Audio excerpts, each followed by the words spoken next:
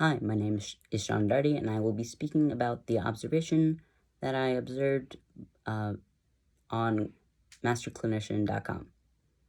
I will also be speaking about vocal feminization for transgender women, specifically in an article that I found that relates to the patient. So, the patient that I observed, her name is Kayla. She is probably in her 30s.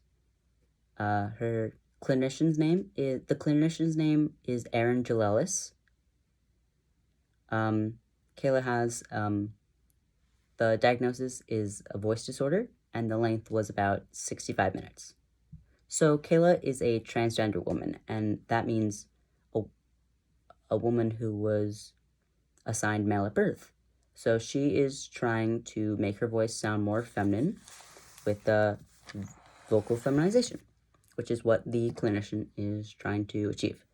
Overall, she was very enthusiastic and rarely participatory. Her and the clinician, Aaron, had a good back and forth, joking around, just overall very happy and smiling and a good energy.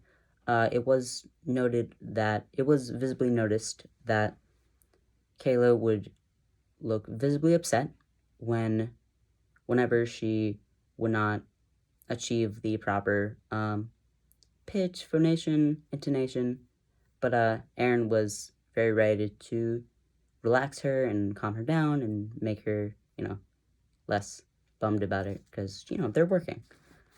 So the goals were to maintain an average pitch of 200 to 210 hertz, keep Kayla's resonance within the facial cavity in order to decrease the undertone and increase her intonation with her downward glide falling below her starting pitch. So the first thing they did was warm-ups where they took in some deep breaths, did some H-sound vowel blends. So throughout the entirety of the session, there was a computer that monitored and showed Kayla's pitch, and there was a line, like they're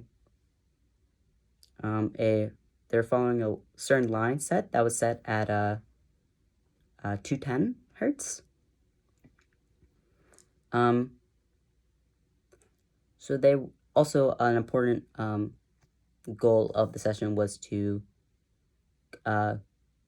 keep Kayla's tongue in between the rows of her teeth when she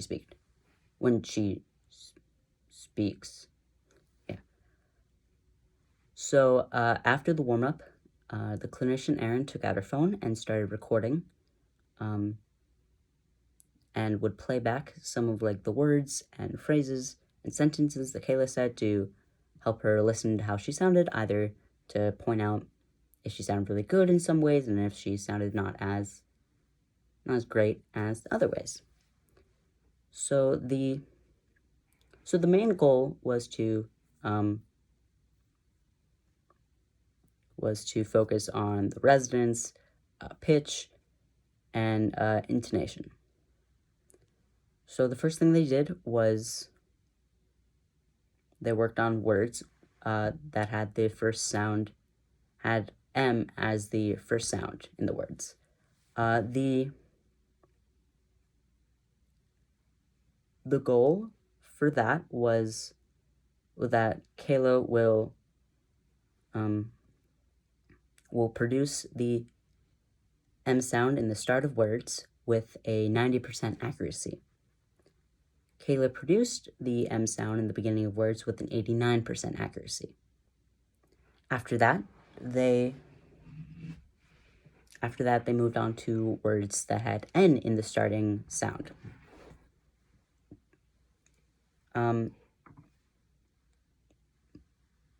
The objective was that Kayla would produce words with the N sound starting with the N sound with a 95% accuracy. And actually, Kayla produced words starting with N sound with a 95% accuracy. After that, they moved on to words that started with the Z sound. The objective was that Kayla will produce the Z sound in the front of words with a 90% accuracy, and Kayla produced the Z sound in the beginning of words with a 91% accuracy. After that, they moved on to multi-syllable words, specifically 3-syllable words. The objective was that Kayla will produce 3-syllable words with a 75% accuracy. In reality, Kayla produced 3-syllable words with a 71% accuracy. After that, they moved on to saying sentences, where the objective was that Kayla will produce these sentences with a 75% accuracy, and Kayla produced sentences with the proper intonation and resonance with a 58% accuracy. After that, they moved on to phrases, like common phrases that Kayla would use. The objective was that Kayla will accurately produce these phrases with 55% accuracy. Kayla produced phrases with this 47% accuracy. Then the next objective was that Kayla will produce the Y sound in the end of words with a 70% accuracy. Kayla produced the Y sound at the end of words with a 61% accuracy. Then after that, they did some more phrases, which I already calculated into the accuracy. And at the end, they did some more humming and some mouth vocal exercises. So the average hertz that Kayla produced when gliding at the end of her words, phrases, and sentences was 165 hertz. And I'm not sure if I mentioned this before, but she had a lot of trouble sounding natural. So the plan for the future would be to work on her sounding more natural, working on her resonance and intonation, specifically in sentences, 3-syllable words, and phrases. Another thing that they would definitely work on is producing the Y sound at the end of words. So that's all for the observation. Now I'm going to speak about the article that I found that I think that could relate to our patient, our client. So the article is called Vocal Feminization for Transgender Women, Current Strategies and Patient Perspectives. So they talk about voice therapy for modification and fundamental frequency.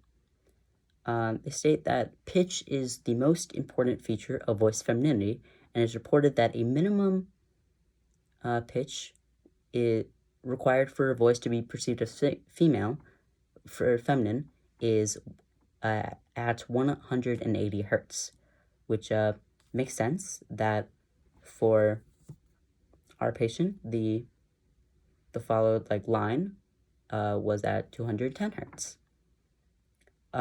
So Coleman reported that an increase in the pitch is not actually enough to gain femininity, and that there is a relationship between the value of the vowel formant frequency and the perceptions of gender.